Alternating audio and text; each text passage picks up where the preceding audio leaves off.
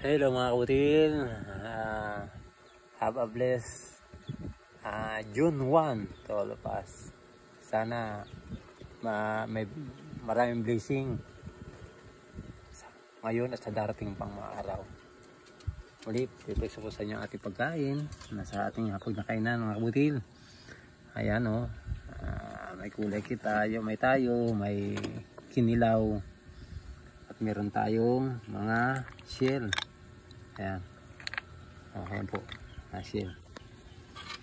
Ayan. Kaya ito po ang buhay natin sa probinsya mga kabutil. Panatilihin nating masustansya ating kinakain para malayo po tayo sa sakit. Ano po? Magkasakit man tayo at least dapis-dapis lang. Hindi sa pula na po. Yung ganyang mga pagkain ay masustansya at organic para sa ating katawan. Muli kabutil, maraming salamat sa biyayang ito sa mga darating at salamat din sa inyong panunod lagi sa aking mga vlog, sa aking mga content. Harinawa may matutunan kayo at mapasaya ko kahit konti. Muli, nagpapasalamat ako sa inyo. God bless all.